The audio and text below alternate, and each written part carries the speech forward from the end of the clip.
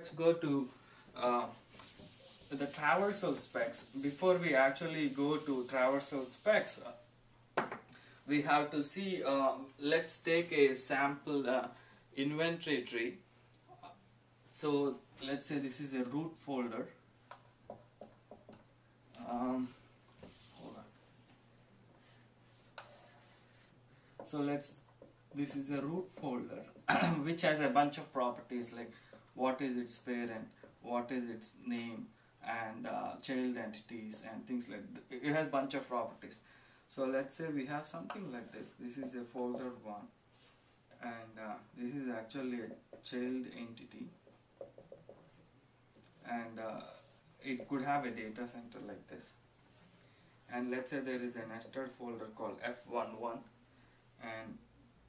and let's assume this folder has a data center here like a D11, and this data center could have a folder like this F2, and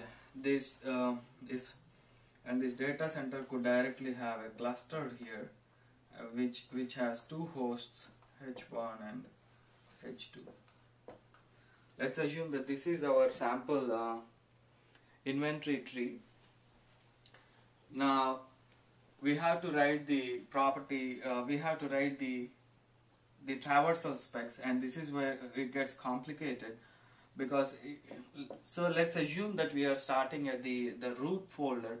Typically if in your GUI you want to show the entire inventory and whatever you are interested, like starting from the root folder. So here we'll start with the folder traversal spec. The traversal spec is nothing but which will tell you how to actually navigate the tree, say for example and let's assume that this is our starting object.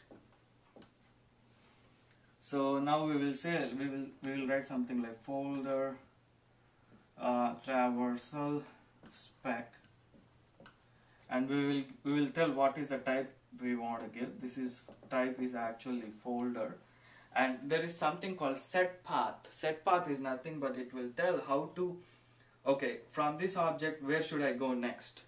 So for us to go down the tree we have to say child entity, right? So child entity is the one which is telling you what are the nested items in the tree. So we will give it as child entity is the path. There is something called set skip. So do you want to skip this object? No, we want to get this object. I mean, typically you don't want to skip. So skip is false basically, and this is where it gets interesting, because now actually with this we are able to go to next level. But let's say when it encounters so the next item is either a folder or a data center. When you hit a folder, then you want to apply the same logic again. So that's why we have to include the same traversal spec in the selection spec, saying okay, selection spec, you will give the same name for the selection spec, which means that you are actually recursively invoking this traversal spec. So when you hit a folder, if you see a folder again, then you will apply the same logic, and let's say now if you get here you will see the same folder again, you will apply the same logic. So this part is fine, but if you see what happens if the child entity is a data center, so here we are not capturing that part. That's why we have to write another traversal spec which will deal with the data center. So when you hit a data center, we will write a new traversal spec called data center traversal spec, and we will give it as a type. If you don't do this, it will not go down this path. It will just return the properties which we specified in the property spec. So now from the data center here, the interesting thing is it has properties like host folder. These are actually not properties, these are relations, host folder, VM folder, and things like that. But since that ours is a bare metal provisioning server, we are interested only in the network, in the server part of it. So we will only do the host folder here. We'll say set skip is false. And the interesting thing is this: so the data center should also needs to include the folder traversal spec, because the data center itself has a folder. So whatever we did in the first step, that has to be included in the second step also. Like here we need to include data center, folder traversal spec in the selection actually. That's because a data center could have a folder. So we have to, let's say there is some tree here, we have to go beyond that. So that's why we need to include the folder traversal spec in the data center spec also. But that's not about it, because so let's say when you hit a cluster, you want to go down and go down to host level. So we need to write a third traversal spec for clusters here, and that is you will say cluster to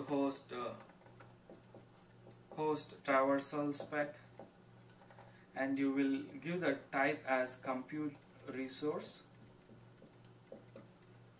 and then you will the path will be host, because host is a relation to all the hosts available under that cluster. And then you will so since there cannot be any folders under the cluster, there is no need to specify a selection spec. So you can only have hosts underneath it, at least in for our application. So cluster to host traversal spec. So now we are good, but the problem is we have to include the cluster to host traversal and the data center to traversal spec in the original folder traversal spec. Then only it will actually go into the tree, because let's say for example in a folder in this folder, if you see, you have a data center, right? So if you want to go below this path, you have to include the data center traversal spec in the folder spec also. That's where it gets a little bit complicated, but I hope you are getting it. So you will actually include the same thing in the first one. So data in the selection spec array, data center traversal spec.